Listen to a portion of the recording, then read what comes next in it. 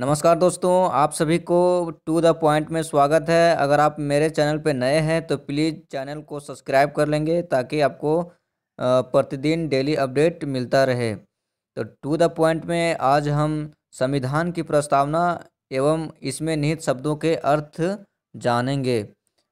तो हम भारत के लोग, इसका अर्थ जानेंगे।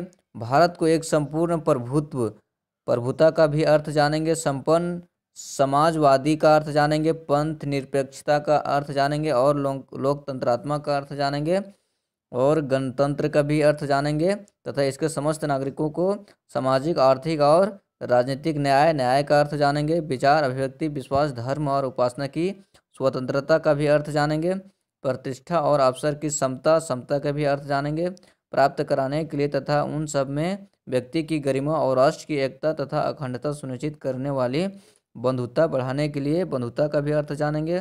दृढ़ संकल्पित होकर आज अपनी इस संविधान सभा में दिनांक 26 नवंबर 1949 ईस्वी को अध्यक्ष द्वारा इस संविधान को अंगीकृत, अधिनियमित और आत्मर्पित करते हैं। तो चलिए जानते हैं प्रस्तावना संविधान का परिचय कह सकते हैं और भूमिका भी कह सकते हैं। हमारे संविधान में भारतीय संविधान की प्रस्तावना पंडित नेहरू द्वारा, जो प्रथम प्रधानमंत्री थे, द्वारा पेश किया गया था। उद्देश्य प्रस्ताव पर आधारित था और 42वें संविधान संशोधन अधिनियम द्वारा 1976 ईस्वी में इसमें जोड़ा गया था। समाजवादी और पंथ निरपेक्ष एवं अखंडता शब्द को सम्मिलित किया गया था। तो पहला जो प्रस्तावना का शब्द है, इसको हम जानते हैं। प्रस्तावना में उल्लेखित मुख्य शब्दों का अर्थ जो है, उसमें पहला जो है हमारा वह है हम भारत के लोग। हम भारत के लोग, इसका क्या तात्पर्य है? तो इसका तात्पर्य है भारत एक प्रजातांत्रिक देश है तथा भारत के लोग ही सर्वोच्च संप्रभु हैं। अतः भारतीय जनता को जो अधिकार मिले हैं वह संविधान का आधार है। अर्थात दूसरे शब्दों में भारतीय संविधान भारतीय जनता को समर्पित है। भारत की जो संविधान है वो भारतीय जनता को समर्पित है। अगला जो प्रमुख शब्द है इसके बारे में जानते हैं और यह है संप्रभुता। संप्रभुता मीन्स क्या होता है, इसका डिटेल्स हम जानते हैं।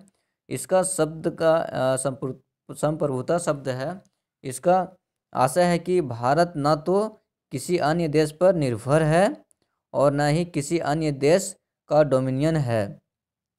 इसके ऊपर और कोई शक्ति नहीं है। भारत के ऊपर कोई और शक्ति नहीं है। यह अपने आंतरिक और बाहरी मामलों का, यानी कि आंतरिक मामला हो गया या बाहरी मामला हो गया, इन सभी से निस्तारण करने के लिए स्वतंत्र है। और दूसरा जो पॉइंट है वह है समाजवादी। ये भी प्रमुख शब्द है। इसका डिटेल्स जानते हैं। समाजवादी शब्द का आशय यह है कि ऐसी संरचना जिसमें उत्पादन के मुख्य साधनों, पूंजी, जमीन, संपत्ति आदि पर सार्वजनिक स्वामित्व या नियंत्रण के साथ वितरण में समतुल्य सामंजस्य हो, यानी कि सभी के साथ समतुल्य सामंजस्य हो। अगला जो महत्वपूर्ण शब्द है इसके बारे में जानते हैं और वो है पंथ निरपेक्षता। पंथ निरपेक्ष शब्द का स्पष्ट रूप से संविधान में उल्लेख नहीं किया गया है तथापि इसमें कोई संदेह नहीं है कि संविधान के निर्माता ऐसे ही राज्य की स्थापना करना चाहते थे। इसलिए संविधान में अनुच्छेद 25 से लेकर के 28 तक धार्मिक स्वतंत्रता का उल्लेख किया गया है और जोड़ा गया है। भारतीय संविधान में पंथ निरपेक्षता की सभी अवधारणाएं विद्यमान हैं। अर्थात हमारे देश में सभी धर्म समान हैं और उन्हें सरकार का समान समर्थन प्राप्त है। सभी धर्म समान है और सभी धर्मों को सरकार का समर्थन प्राप्त है। अगला जो महत्वपूर्ण शब्द है वह है लोकतांत्रिक। लोकतांत्रिक है महत्वपूर्ण शब्द। इसका क्या अर्थ है? संविधान की प्रस्तावना में लोकतांत्रिक शब्द का इस्तेमाल बृहद रूप से, बड़े रूप में किया गया है, जिसमें न केवल राजनीतिक लोकतंत्र बल्कि सामाजिक, आर्थिक, 3 तरह के लोकतंत्र की बात करता है। सामाजिक, आर्थिक और राजनीतिक लोकतंत्र को शामिल किया गया है। वयस्क मताधिकार सामाजिक चुनाव और कानून की सर्वोच्चता, न्यायपालिका की स्वतंत्रता, भेदभाव का अभाव भारतीय राज्य व्यवस्था के लोकतांत्रिक लक्षण के रूप में मौजूद हैं। इसका लक्षणों का स्वरूप है। अगला जो महत्वपूर्ण शब्द है गणतंत्र। गणतंत्र है, अगला जो महत्वपूर्ण शब्द है वह है गणतंत्र।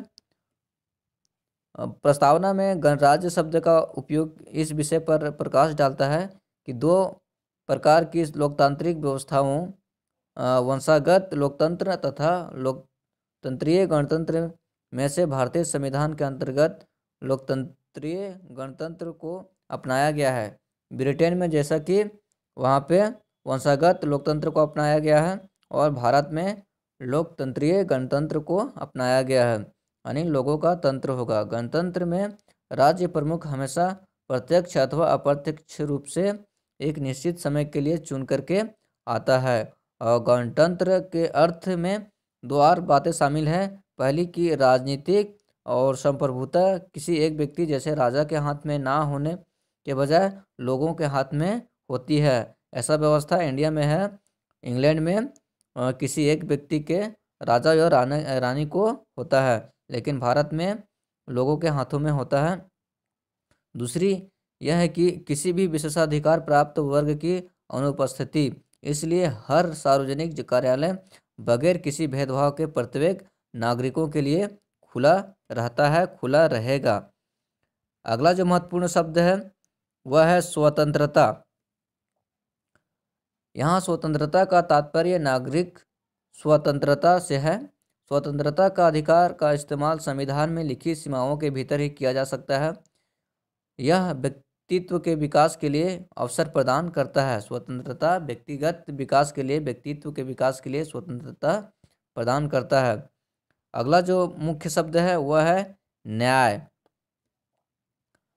न्याय का भारतीय संविधान की प्रस्तावना में उल्लेख है, जिसे तीन भिन्न रूपों में देखा जा सकता है: सामाजिक न्याय, राजनीतिक न्याय और आर्थिक न्याय।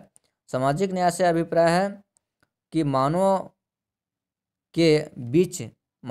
के बीच जाति वर्ण के आधार पर भेदभाव न माना जाए और प्रत्येक नागरिक को उन्नति समुचित अवसर सुलभ हो। आर्थिक न्याय का अर्थ है उत्पादन एवं वितरण के साधनों का न्यायोचित वितरण हो और धन संपदा का केवल कुछ ही हाथों में केंद्रीकृत न हो जाए। राजनीतिक न्याय का अभिप्राय है कि राज्य के अंतर्गत समस्त सभी नागरिकों को समान रूप से नागरिक और राजनीतिक अधिकार प्राप्त हो, चाहे वह राजनीतिक दफ्तरों में प्रवेश की बात हो अथवा अपनी बात सरकार तक पहुंचाने की अधिकार हो। अगले महत्वपूर्ण शब्द की ओर चलते हैं और अगला जो है वह है समता। भारतीय संविधान में प्रस्तावना हर नागरिक को स्थिति और अवसर की समता प्रदान करती है, जिसका अभिप्राय है समाज की किसी भी वर्ग के लिए विशेषाधिकार की अनुपस्थिति और बिना किसी भेदभाव के हर व्यक्ति को समान अवसर प्रदान करने की उपबंध है। और अगला जो है बंधुत्व। इसका शाब्दिक अर्थ है भाईचारे की भावना। प्रस्तावना के अनुसार बंधुत्व दो बातों में सुनिश्चित करना होगा: पहला व्यक्ति का सम्मान और दूसरा देश का एकता और अखंडता। मौलिक कर्तव्य भी भाईचारे की भावना को प्रोत्साहित करने की बात कही गई है। Thank you.